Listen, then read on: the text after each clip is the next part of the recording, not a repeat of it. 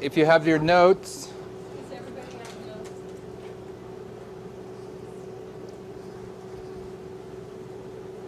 we're doing 2 one-hour presentations. Okay. If you have your notes, when I start putting these notes together, on the top of page 1, it says, "The secret things belong unto the Lord our God, but those things which are revealed belong unto us and to our children forever, that we may do all the words of this law, Deuteronomy 29:29. And what I was going to do, I was going to use that verse to introduce a subject that I wanted to put in place at the beginning, and I never got back to it. But I left that in there because I wanted to at least make this point. It's becoming evident to me that the prophetic message is reaching a point to where Adventists in general, and even those people that used to follow this message but no longer do, if they were to come into a meeting like this now, they wouldn't follow the logic of what we're teaching now. They're getting left behind, okay? And these truths that are being opened up to us are being hidden from them by their own choices. And you can go through prophetically and lay this out. Some of the brethren that were just at the prophecy school from Brazil took Sister White's dream about beginning with a wagon and horses going up the path and having to set things off along the way, and started identifying the waymarks where each one of these stopping points were. So in this progressive history that we're fulfilling right now, at least humanly, it seems to me that it's getting very difficult for those Adventists that have had opportunity to take in this message to do so. It seems like they either get on board now or they're about to be in darkness forever. Okay, so that's what that quote was there about. I was going to go on the theme of hidden, because the theme of hiding is one of the issues of the prophetic message we're looking at now. What's hidden? When is it unhidden? And part of it is that the truth gets hidden to the foolish virgins progressively as the truth gets opened up to the wise virgins progressively. Okay, so you see in your notes on page 1, 4 sore judgments. This is a title of a sermon I did not that long ago. I just pulled the sermon notes out, reworked them for this presentation, but kept this title. This title comes from the book of Ezekiel, and it's dealing with what I believe the judgments that come upon the United States at the Sunday law. Okay, and we now have evidence that you can line up the 10 plagues of Egypt that'll uphold these 4 judgments that come at the Sunday law, and that's what the title's all about.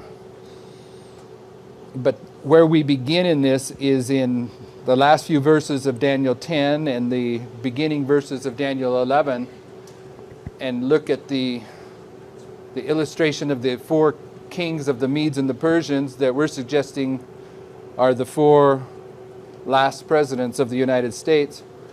But before we get there, if you would turn to the book of Daniel, I want to put a little bit of context in this.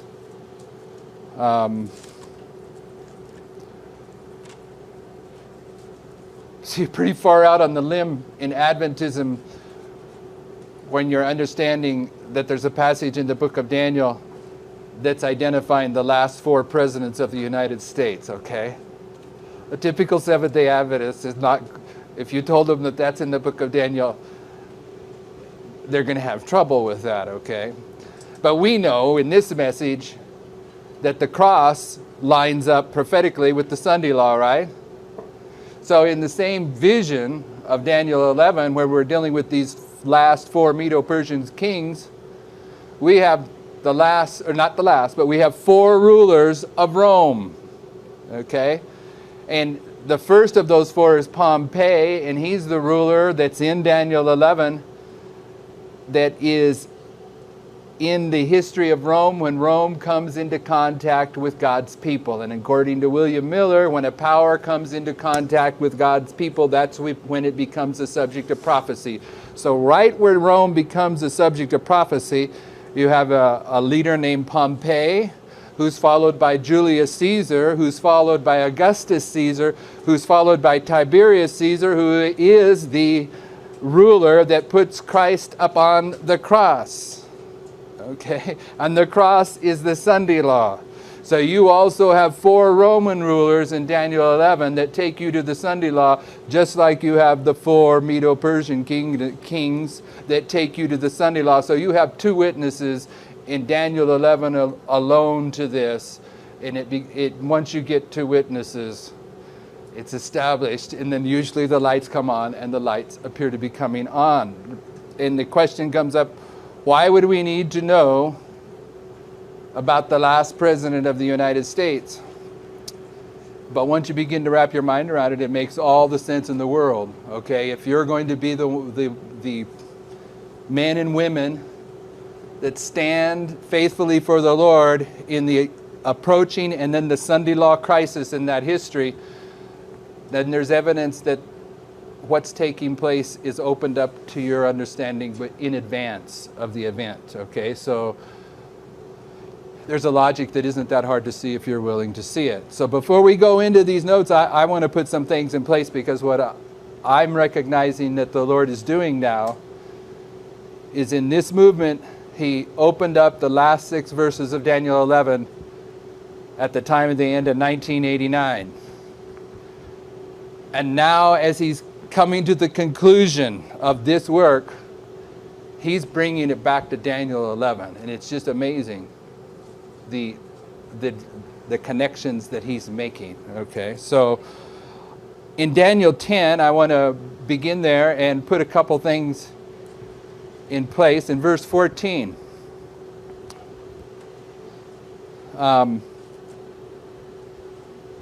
isn't, I'm going to come back. I want to make verse 14 a point, but I want to do Daniel 11:14 first.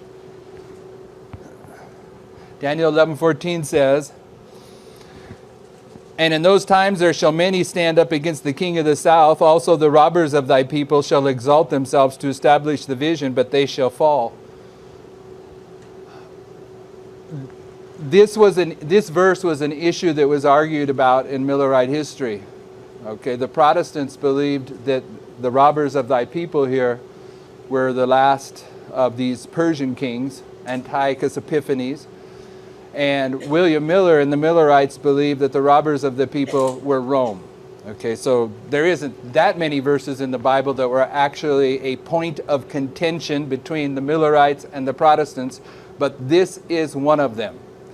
Okay, so standing upon the correct Millerite understanding, the robbers of thy people here is Rome. This is the first time Rome is introduced into Daniel's last vision, and Daniel's last vision is chapters 10, 11, and 12. It's all one vision. And what this tells us is, if you're going to understand this vision, then the primary point of reference in the vision is Rome. Okay? But once you understand that Rome is the power that establishes the vision, in Daniel's last vision, chapters 10 through 11, you realize that Rome is the power that establishes all the visions throughout the Bible, because all the prophets agree with one another. Okay, so it doesn't mean that Rome is extra special or in any sense good. It's saying that the subject of Rome is the point of reference that allows us to bring prophetic truth into the correct focus. All right, so I want to put in place here that when verse 14 tells us that the robbers of thy people, which you can show is Rome, is the symbol that establishes the vision. This vision here is the Hazon vision, the vision of prophetic history. It was an issue in the Millerite history. It was something that the Lord purposely allowed to be agitated so it would become a set understanding.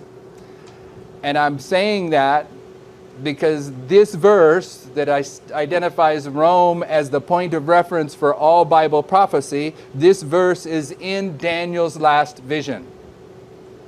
Okay, so when we finally begin to approach these last four Medo-Persian kings that we're going to say typify the last four presidents of the United States, I want you to get the connection with verses 14 through 22 of Daniel 11, where these four rulers of Rome, Pompey, Julius Caesar, Augustus Caesar, and Tiberius Caesar, they become the second witness for these four Persian kings right in the very same chapter. And the second witness, upon the testimony of two, a thing is established. And the second witness is the four Roman rulers, and Rome establishes the vision.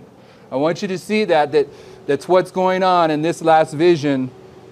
It's going to, there's things coming out of Daniel 11 that were never recognized over the past, whatever it's been, couple decades, all right? And it's profound stuff. But I want you to know that when we get to the four Roman rulers, that it's not just a secondary witness that it's these Roman rulers, it is Rome, all right? Rome is the point of reference. Okay, now go back to chapter 10, verse 14, another thing to put in place. In verse 14 of chapter 10, Gabriel speaking to Daniel, he says, "Now I am come to make thee understand what shall befall thy people in the latter days, for his own vision is yet for many days." So when Gabriel's coming to Daniel, I want you to see that in this last vision here, Gabriel's saying, he's being very specific about what he's coming to teach Daniel. Therefore, what he's coming to teach us. He's coming to teach what's going to befall God's people in the latter days. Okay, so this is also a point of reference for this study. Okay, what's going to befall God's people in the latter days?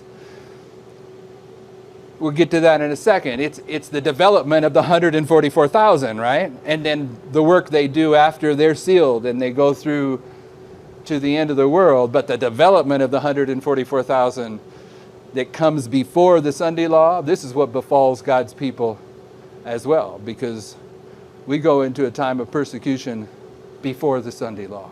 All right, so Gabriel, this is another point of context reference for this last vision that I want to put in place. And I suppose there's an infinite amount of things that Gabriel could have told Daniel that could have got recorded in this vision, but verse 14 of Daniel 10 is one of those things. I've come to make thee understand what shall befall thy people in the latter days. Okay, so go to Daniel 12.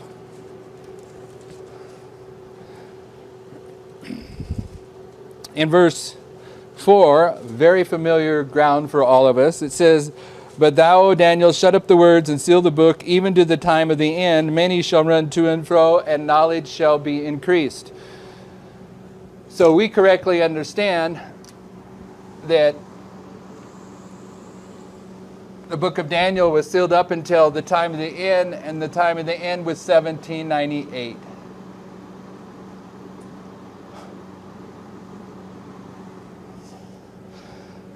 But we also know that in Daniel 11, verse 40, it says, "And at the time of the end, the king of the south shall push at him." So 1798, I'm going to fix that. Being the time of the end, it's in verse 40, and it's marking when the king of the south is going to push at him, but it's also marking when the king of communism, the king of atheism is going to be brought down by an alliance between the United States and the Vatican in 1989. Everyone understands this, right? This is all in Daniel 11, verse 40. But these are both the time of the end. This is old information, right?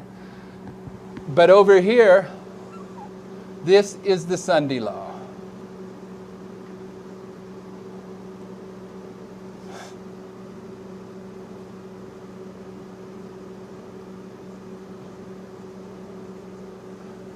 And I want you to see this, okay?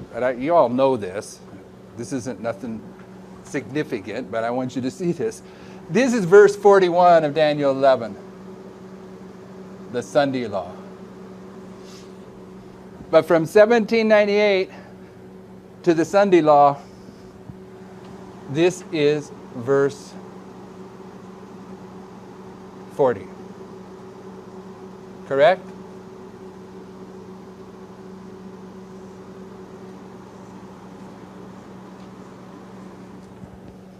So, from 1798 until the Sunday law, this is the history that we're living in. We're living in verse 40. Okay? This history here is the history of what? You could probably answer correctly a lot of ways. This is the history of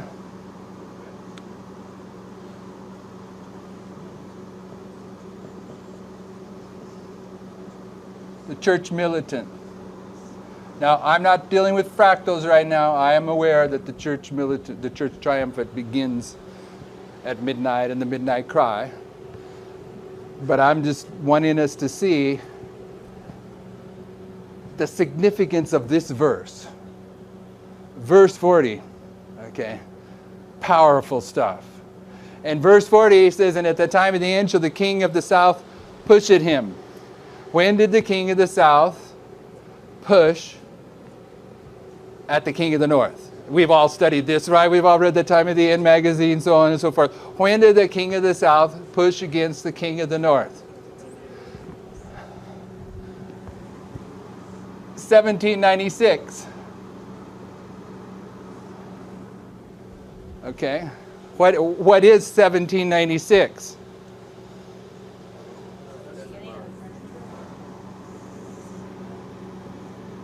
It's the end of the French Revolution. That's 7 years. When did the French Revolution begin?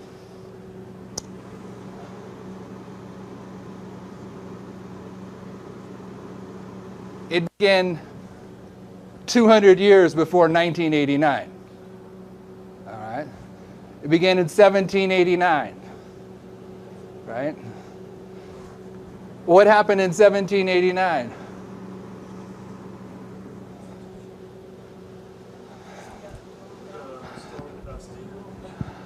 Okay, in France, they introduced a constitution for consideration. But in the United States, we introduced the Constitution. Right? 1789 is the Constitution. France is a two-horned power. The United States is a two-horned power. They both introduced the Constitution in the same year. Who wrote the Constitution? Thomas Jefferson. Who did Thomas Jefferson hang out with from France? General Lafayette. What did General Lafayette do in France in 1789? He introduced this Constitution that was derived from Jefferson's Constitution because they were interacting together. All right? So the Constitution starts at, is the Constitution a symbol of Bible prophecy? Yes, it is. It's the story. When the Constitution is overturned, it's at the Sunday law, but there's a process of it getting attacked until you get to the Sunday law. So the Constitution, in fact, let me make a point for you that you can make this point without tying it into Daniel 11, but we're going to tie it into Daniel 11 because you need to see this from my perspective.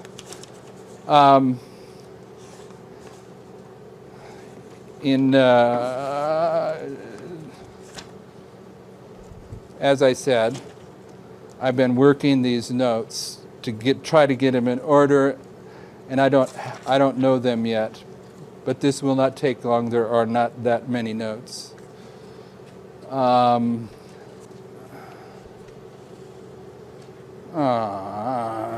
can't be in the last page. Pardon me. I'm looking for the glory. What's the glory of this country?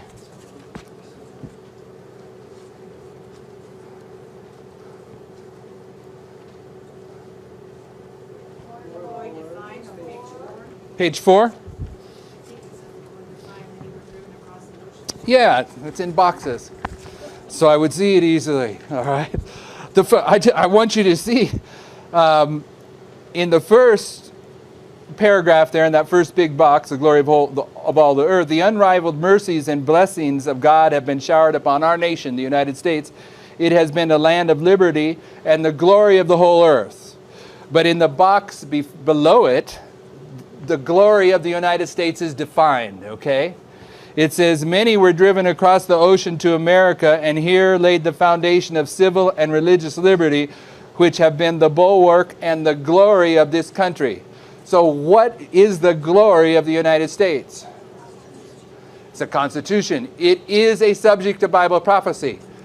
Up until the Sunday law in the United States, what is the United States? It's the glorious land. That's Daniel 11:41. But when the Sunday law comes, the glory's gone because the Constitution is overturned. Okay, the Constitution is a subject of prophetic symbolism. So at the very end of the United States, one of the issues is the Constitution, and at the very beginning of the United States, the issue is the Constitution. And the same year that we introduced the Constitution, France, the two-horned power that typifies the two-horned power of the United States, introduces a Constitution, but it produces the French Revolution. 7 years later, in 1796, at least 3 things happened. There's more, but at least 3 I want you to see. A man named Napoleon is empowered with the title. What title does Napoleon receive? No.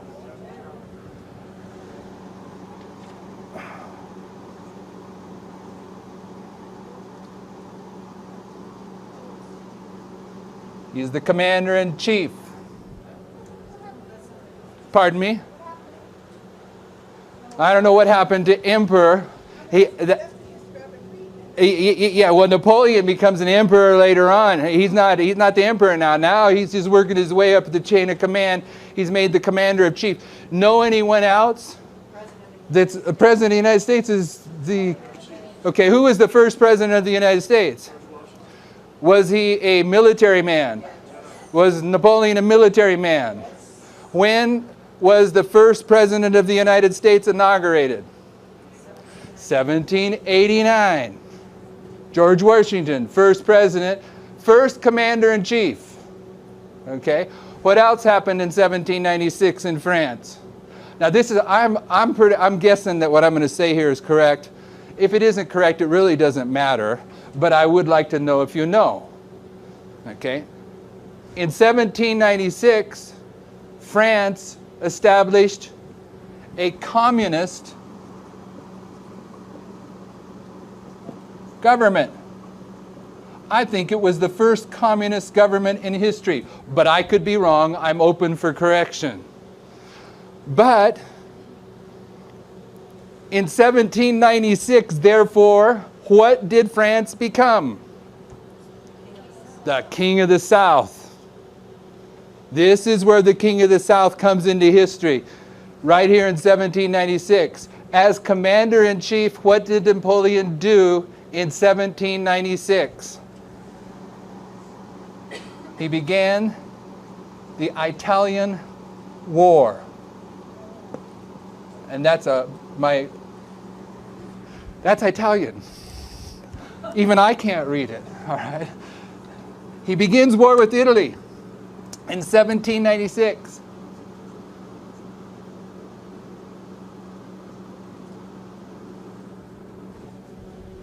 So what did France do, the communist government, the King of the South, in 1796? It pushed against the King of the North. But it takes 3 years to resolve this.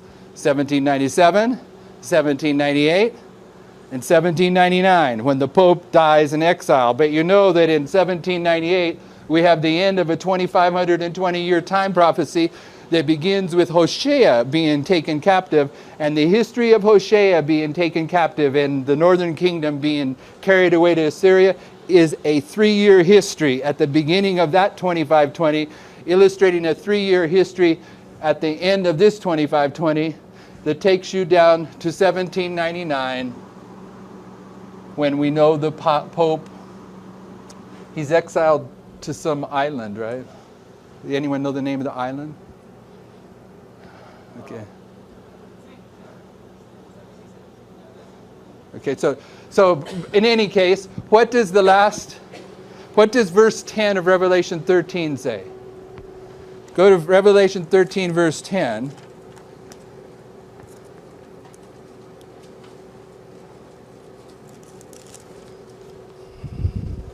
He that leadeth into captivity shall go into captivity. He that killeth with the sword must be killed with the sword. Here's the patience and the faith of the saints. Okay, did the papacy lead the world into captivity? Did they go into captivity? Who took the papacy into captivity? Napoleon did. And what happens to Napoleon when it's all said and done?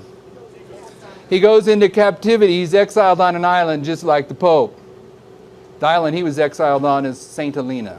I don't know the Pope's island. But the one that led into captivity goes into captivity. And their exile is a part of the story that we're going to put in place here. But 1798, the time of the end, okay, to the Sunday law is Daniel 11, verse 40.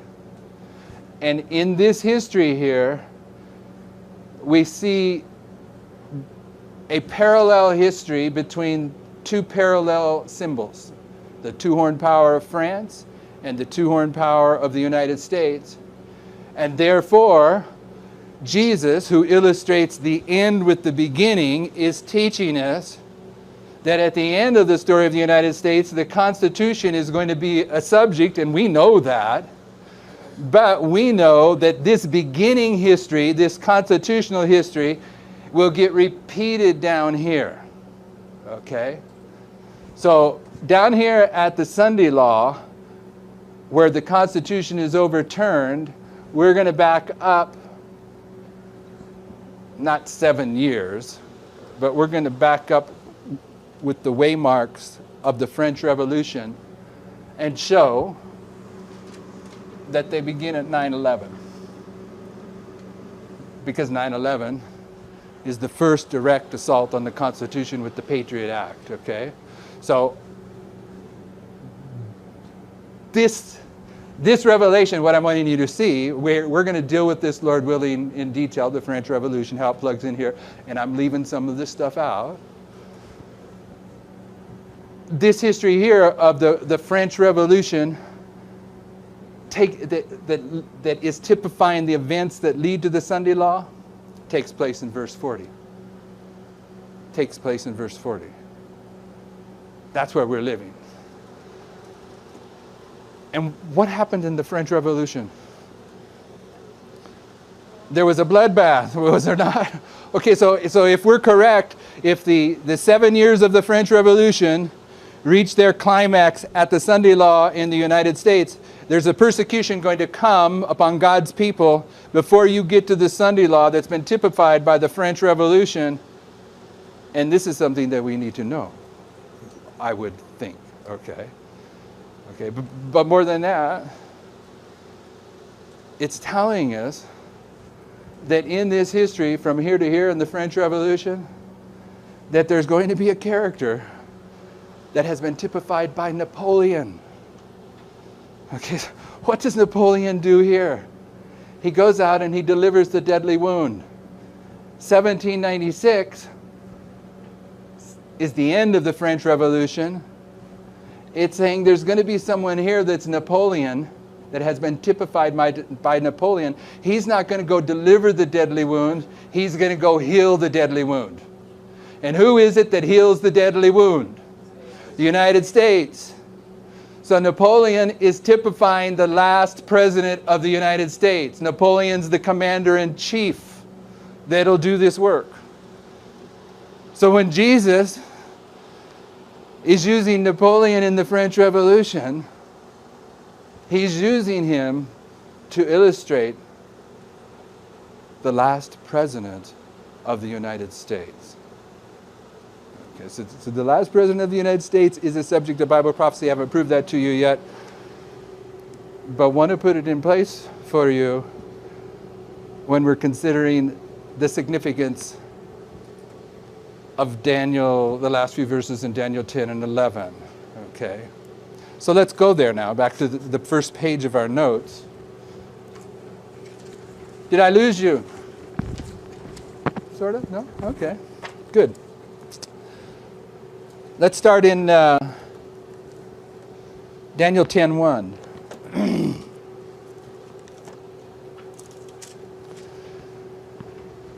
It's a matter of public record, and I'm not exactly sure where you can find it. You can go to Future News Canada and probably find what I'm going to recommend to you if you haven't already found it. But Brother Theodore up in Canada has done some presentations that are available on the web. He's even written an article that caused a little bit of shaking in this movement because the title of his little booklet scared people. It says, "Why the 25:20 in Leviticus 26 is not a literal time prophecy against ancient Israel." Okay, those people that are into the 25:20, they see that title and they're thinking, this guy's going off course. But when he first introduced that book at a camp meeting in Canada, I was there. I was up at the pulpit getting ready to present when he first introduced this book, and I knew nothing about the book. I says, "That's a bad title." And in that title, I'm paraphrasing, but it's something like that. I says, "That's a bad title." And he says, "Well, I'm just trying to draw these theologians in to a discussion." He says, "But it's going to cause you trouble." And sure, it caused a little shaking for him. But as we've sat down with him and come to understand what he said, if you listen to the title carefully, which I didn't do and most people didn't, he's saying the 25:20 time prophecy was not a literal time prophecy against ancient Israel, and it wasn't. Okay? The northern kingdoms carried it into captivity in 723, but when that 25:20 comes to an end, literal Israel has been gone since AD 70. Okay? It wasn't applied to them for 2,520 years. They were removed as God's people well before 2,520 years concluded. So too with Judah. So he was accurate in his title, but it caused a shaking. But in that presentation, I think it's in that presentation, one of the things that he lays out, if you're not familiar with it, and this first part was already a matter of public record, he just took it up. You know that in Leviticus 26, there are 4 times that the expression 7 times is mentioned. Yes? Okay, and each of those 4 times represent either Manasseh, Jehoiakim, Jehoiachin, or Zedekiah in that order. The first time the 7 times is mentioned in Leviticus 26, it's a prophecy about Manasseh. The second time, Jehoiakim, Jehoiachin, Zedekiah. So that was already in the public record when Brother Theodore, the chronologist, he came to recognize that with each of those kings there is a 70-year prophecy in the Bible, except for Jehoiachin. Okay, but Jehoiachin, he's the symbol, when you line him up in the prophetic waymarks, he's the symbol of the midnight cry where there's a doubling, okay? With Jehoiakim, there isn't a 70-year prophecy in the Bible, there's a 140-year prophecy. It's doubled. Okay, but with those other kings, there's a 70, with Manasseh, 70, with Kim, 140 Chin, so on and so forth. So in Daniel 10:1, it says, in the 3rd year of Cyrus, king of Persia, when you trace down chronologically the 3rd year of Cyrus, it is a conclusion of a 70-year time prophecy. That information is available. I don't intend to prove that to you. I'm not a chronologist. I can dig it out, but I don't have it here with me. Now go to Daniel 11, verse 1. It says, also in the 1st year of Darius the Mede, and it can be demonstrated that the 1st year of Darius the Mede is also a conclusion of a 70-year prophecy. But Daniel 10 and Daniel 11 is the same vision. So the end of the 70 years, Sister White identifies, and this quote is in your notes. We don't have to go to it, but most of us will be familiar with it. Sister White compares the 1260 years of papal rule, when spiritual Israel was captive in spiritual Babylon, to the 70 years that literal Israel was in literal Babylon. Therefore, the 70 years typify the 1260 years. Everyone with me on that one? So when you come to an end of the 1260 or an end of a 70, you're at the time of the end. Okay, you're at the time of the end. So in Daniel 10, 11, and 12, which is one vision, there are some truths in this vision that within the internal structure of the vision, there are two witnesses. Okay? I'll give you one. In verse 16 of Daniel 11, the glorious land is marked. And it's talking about when Pompey conquers Judah and Jerusalem in 63 BC. But in Daniel 11:41, you have the glorious land. So you have two witnesses to the glorious land in the Daniel's last vision. But in those two witnesses, you have a premier prophetic principle that is being upheld in this last vision. What is that? That the literal illustrates the figurative. The literal glorious land in verse 16 is typifying the spiritual glorious land in verse 41. So in this last vision, there are things that are happening prophetically that Gabriel, the Lion of the tribe of Judah, designed into this vision that we're supposed to recognize here down at the end of the world. Because Daniel's last vision, it's much more profound than we ever recognized. It just is. So when it comes to verse 1 of Daniel 11, the first year of Darius is a second witness to the third year of Cyrus. It's a second witness to the time of the end. Okay? Just as the four Roman rulers in Daniel 11, verse 14 to 22, are a second witness to the four Medo-Persian rulers in verses 2 and 3 of Daniel 11. Okay, the Lord He's establishing these things right within the very vision itself. Okay? I'm hoping that sinks in for us as we proceed. So if you're on page 1 of your notes, the first thing we put in place is that Daniel 11:1 is the time of the end. The time of the end at the end of the world is 1989. 1989 is 200 years after the introduction of the Constitution of the United States. It's 200 years after the French Revolution began. Okay, so I want to try to weave these things together. But before we get to verse 1, we want to back up into Daniel 10, because there is no chapter divisions in this vision. So in Daniel 10, beginning with the third touch, in verse 18, and I'm trusting we all know what the third touch is. The binding off. How many know about 3 steps in the binding off? Just say amen. Okay, so maybe not everyone, but a consensus here does. This is the third touch. We're not taking time with the 3 touches at this point. It says, "Then there came again and touched me one like the appearance of a man, and he strengthened me. And he said, O man greatly beloved, fear not, peace be unto thee, be strong, yea, be strong. And when he had spoken unto me, I was strengthened, and said, Let my Lord speak, for thou hast strengthened me." Now, in your notes, you'll notice in those verses that I just read, that the word strengthened and strong are bold-faced. They're all the same word. Okay, so actually this word, which means to bind, it's in there 5 times. And it's identifying that Daniel here in this third touch, he's representing the wise priests, the 5 wise priests that have just went through the binding off process of being touched 3 times. The touching of 3 times begins when Daniel sees the Mare vision and has the Mara experience and is humbled into the dust. And this takes place at midnight. And then there's 3 touches that brings you to this 3rd touch. And in the translation into the King James, instead of translating this Hebrew word that is found there 5 times, the same way all 5 times, the translators of the King James were led to identify 2 of those 5 times as be strong, be strong. And what does that do for us?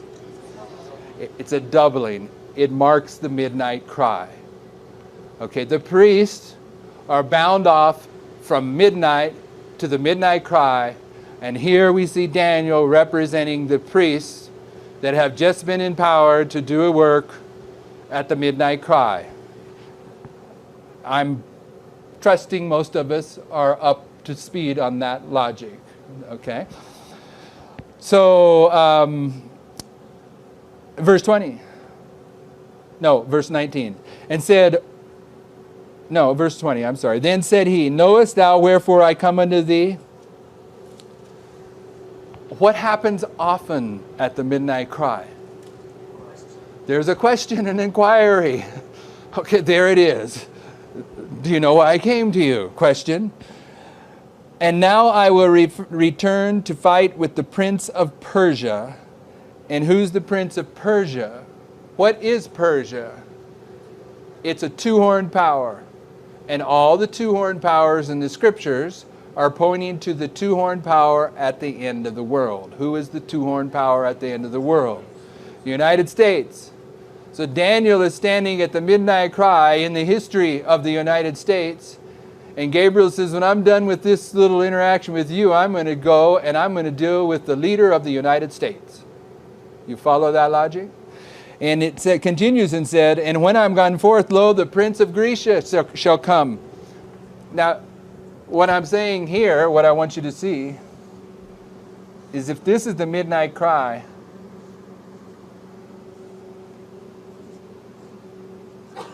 Greece, if you look in the Desire of Ages, in the chapter called In the Outer Court, Sister White will informs us that the Greeks that wished to interact with Christ there in the outer court were a symbol of the whole world, of the Gentile world. Okay, so Greek is a symbol of the world at one level, and this history here is the history of the 6th kingdom of Bible prophecy, the United States. From here on, it's the 7th kingdom. It's the United Nations. The United Nations is Greece. In this passage, the United States is Persia. But Daniel's right here with Gabriel at the midnight cry. He says, when I'm done talking to you, I'm going to go deal with the prince of Persia. And when I do that, the prince of Greece is going to come. Okay, so it's placing both these kingdoms right here in this history. And I'm making this point now, so you will see something. That from the midnight cry to the Sunday law, Bible prophecy identifies that you have 2 parallel kingdoms going. Okay, and it does it in more than one level. What happens here in terms of the 11th hour workers and Adventism? This is the joining of the 2 sticks, right? This is Jeroboam 2 right here. And then you have, not Zechariah, you have, I have it in my notes, so we don't have to worry about it. And I know this one. Okay, you have Jeroboam 2. Is it Zechariah? Okay, so you have, yeah, it's Zechariah. And down here at Judah, you have Zedekiah and Jehoiachin, right? So you have Judah down here with the history of Jehoiachin to Zedekiah, and you have Israel up here with the history of Jeroboam 2 and Zechariah. So with the 2 sticks, you got 2 kingdoms. And I'm saying that's the internal, the joining of the 2 sticks internally. Okay? But you also will find, now we're finding, that there are 2 kingdoms in this history that are the external. It's the Persians and the Greeks. This is the transition between the 6th and the 7th kingdom, and they're both active in here. So this history here, we're now finding other witnesses that this history is dealing with two simultaneous kingdoms. Okay? All right? Yes? Parallel kingdoms, yes. Yeah, we're going to get to that very expression. But sometimes it's not called parallel kingdoms. Sometimes it's illustrated a different way. Okay? So let's read on, and I'm going to read from my notes. But I will show thee what is noted in the scripture of truth, and there is none that holdeth with me in these things but Michael your prince. I would argue, brothers and sisters, that this word noted is very important here. Okay, if you go into Thoughts on Daniel and Revelation by Uriah Smith, and you read what he has to say about Daniel 11, verses 2 and 3, and in Daniel 11, verse 2 and 3, where we're heading right now, Daniel is going to be told that there's yet 3 kings that will stand up in Persia, but the 4th is going to be far richer than they all. Okay? But Uriah Smith will point out correctly, in agreement with the historians, that in the history that transpired with those 4 Persian kings, there was way more than 4 Persian kings. I forget how many, but it was way more. It wasn't 5 or 6. It was like, it might have been in the teens. So what Gabriel's saying here is, I'm going to show you what's noted in the scriptures, and the scriptures are your point of reference, not your history. Okay? What the scriptures say is what's governing history. The Lord, in his wisdom, has selected which of those kings he wants to mark in order to illustrate the end of the world. And that's what Gabriel's saying here. I will show you what's noted in the scripture of truth, not what's noted in the history books. Okay? And there is none that holdeth with me in these things but Michael your prince. Also I, in the first year of Darius the Mede, even I stood to confirm and strengthen him. There's no reason for Gabriel to throw that verse in verse 1. I mean, there certainly is a reason. Who am I to say there isn't a reason for anything in God's Word? I get that. But what I want you to see is it doesn't fit with the logic of the passage. Gabriel's there telling Daniel, okay, I'm going to tell you about the end of the world. And in verse 2, he's going to begin. There's yet 3 kings that are going to stand up in Persia. But before he gets to verse 2 of Daniel 11, in verse 1, he says, I also stood up with, how's it read?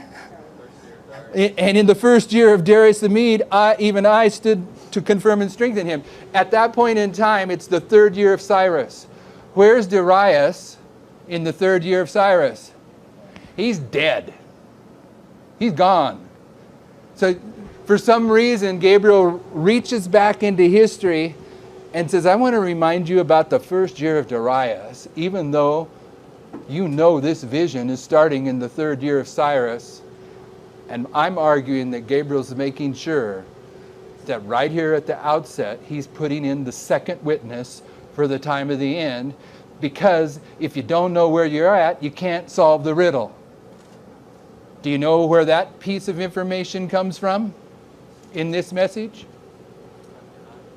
It comes from Revelation 17. In Revelation 17, verse 3, John is carried away into the wilderness. And when he's carried away into the wilderness, which is the 1260 years of papal rule, he's going to see a woman riding on a beast, and she's drunk with the blood of the saints, and she's the mother of harlots, identifying that he didn't just see that woman riding on the beast in the 1260 years of papal rule. He saw her at the very end of the 1260 years of papal rule. And John was carried to that very point in history, down to 1798, because he had to be at the right point in history in order to understand the riddle of Revelation 17, which says 5 have fallen, one is yet to come, and the 8th is of the 7. He had to be in the right place to solve the riddle, and you got to be in the right place to solve the riddle of verses 2 and 3 of Daniel 11. So Gabriel makes sure there's a second witness to the time of the end. The vision begins in the 3rd year of Cyrus, which is the end of a 70-year prophecy. A 70-year prophecy is a wilderness. And at the end of the wilderness, you have a time of the end. And then in the very same vision, Gabriel throws in the 1st year of Darius, which is the end of a 70-year prophecy, which is the time of the end. And all the prophets are speaking more about the end of the world than the days in which they lived. So he's marking Daniel and you and I in verse 1 in 1989 upon 2 witnesses. Now, for John in Revelation 17, he had to be placed in 1798 to solve the vision, but Daniel's got to be placed in 1989 in order to solve this vision of Daniel 11. What is 1798 and 1989? It's the time of the end, but it's Daniel 11 verse 40. They're both in the same place. They're both in the same place, in the same verse, in the same history. And now I will show thee the truth.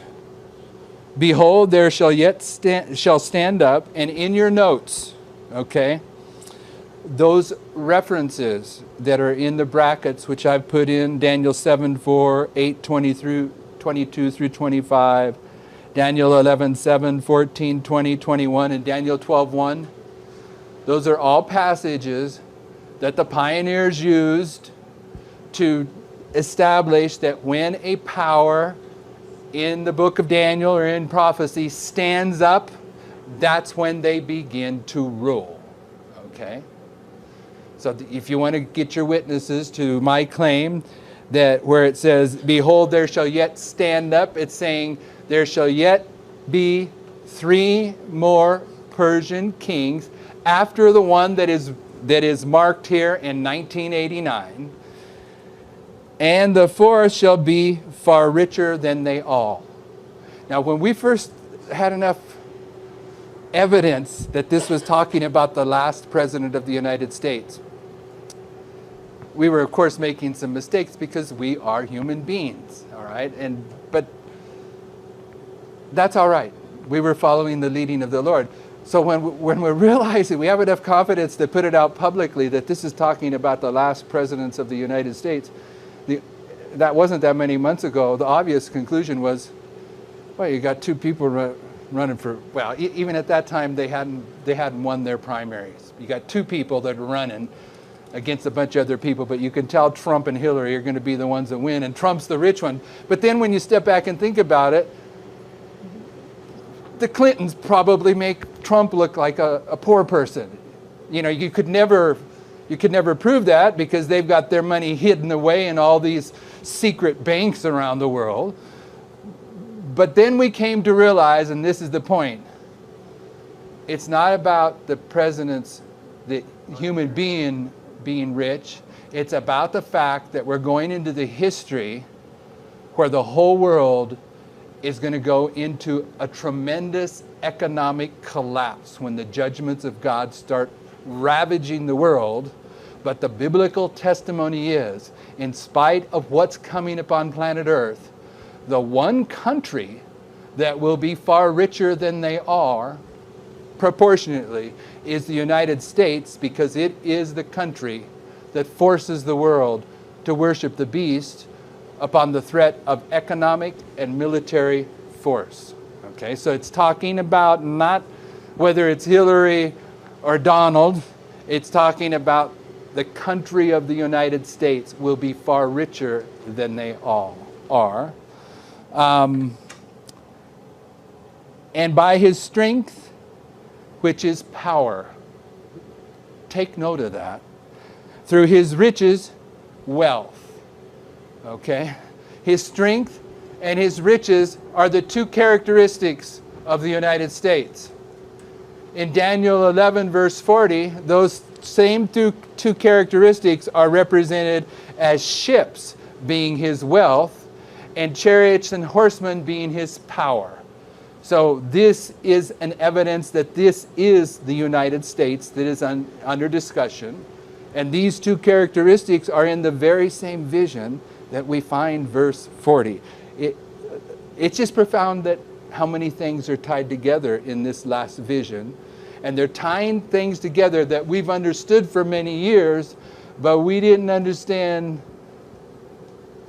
how much these truths were woven right into this vision all by itself. We thought the other witnesses to these things were outside of the last vision. There's lots of witnesses to the characteristics of the United States. Revelation 13 is the United States forcing the world upon economic and military force to receive the mark of the beast. That's the horsemen and chariots of Daniel 11 verse 40 and the ships. But here it's the strength, which if you look it up is power. And if you run power through the scriptures, power represents military might and riches, wealth. And this last ruler will stir up, and the Hebrew there is wake up. He's going to wake up all against the realm of Gracia. Okay, now you'll see down here, wake up all. Below this, Joel 3, 9 through 21. We're not going there. I mean, we may get there in this presentation, but don't go there now. I just wanted to remind you, without going there, that there comes a point where the world is drawn to the valley of Jehoshaphat, and it says, let the heathen be awakened. Okay? It's in this history where the heathen get awakened, right in this history here. Okay, that's already been established on other lines of prophecy. Here to here is the transition from the 6th to 7th kingdom. In this last president of the United States, he's going to be doing things that awakens the whole realm of Gracia. And it seems like in an adversarial way here, which makes it difficult for me to see how Hillary would do that, because she's pretty much a globalist. But it makes it easy to see how Trump could do it, because he steps on everyone's toes. But you know, and this is nothing inspired what I'm going to say here, but the people that are the mathematicians that follow these algorithms, that when they put in the history of the elections of the United States, there's a cycle. And it has nothing to do with political parties. It's not about a cycle that you can demonstrate Democrats and Republicans. But this particular election on the cycle is supposed to be a landslide for one element. I'm only saying that because in the story of the last 4 rulers, the last one, Tiberius, the one that was ruling when Christ went to the cross, he came into office on a landslide because his opposition died. All right, it wasn't really a landslide. There's just no one running against him, so he took it for that reason. So there is at least a little bit of inkling that something dramatic is going to happen with one of these candidates. I'm not saying they're going to die, but there may be a landslide. Pardon me? Politically slain, yes, okay. So, and a mighty king shall stand up. Now, if there is a problem conceptualizing this for some, we're going to argue that the last president of the United States becomes this mighty king, the leader of the United Nations, okay?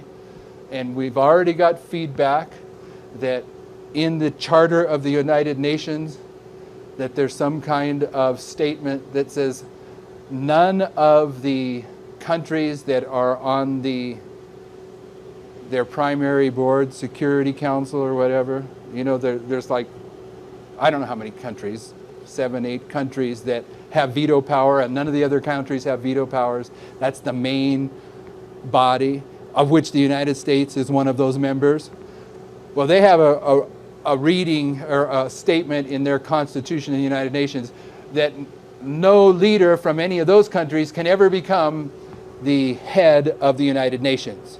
Okay, so I'm just putting that in, I'm acknowledging that the bylaws of the United Nations evidently would have to be overturned or repudiated in order for a leader of the United States to become the leader of the United Nations.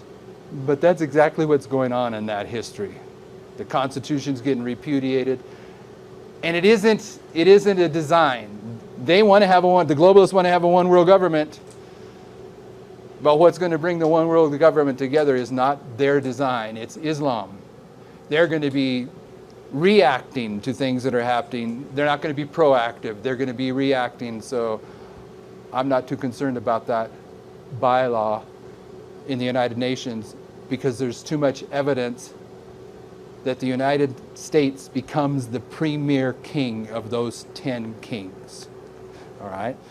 So we've acknowledged that. A mighty king shall stand up that shall rule with great dominion. Now here's the key that really puts this in place for me. This word dominion here means to rule. Hebrew 44:74. And do according to his will. And when he shall stand up, his kingdom shall be broken. Okay, that doesn't mean the United Nations will be broken. The mighty king is the leader of the United Nations, but this mighty king has his own nation, because the United Nations is made up of 10 kingdoms. Okay, prophetically, everyone with me? It says when this one king, Ahab, stands up, his kingdom shall be broken. And he stands up right here at the Sunday law when the United States is broken. Okay, and it's going to be scattered to the four winds of heaven.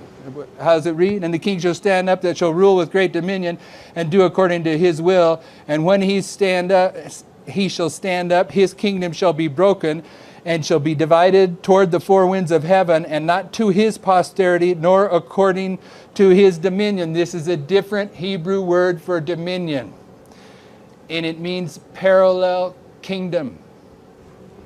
Right in here, there is a parallel kingdom going on. This is the transition from the sixth kingdom, the United States, to the seventh kingdom. There's two kingdoms going on right here. As a second witness to this being the history of a parallel kingdom, you have the joining of the two sticks. Okay?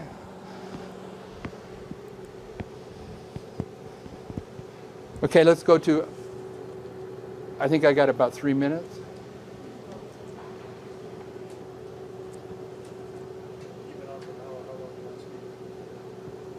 Twice, an hour and an hour, 2 1 hour presentation. An hour and 2 minutes? Let's take a break right here. Shall we pray?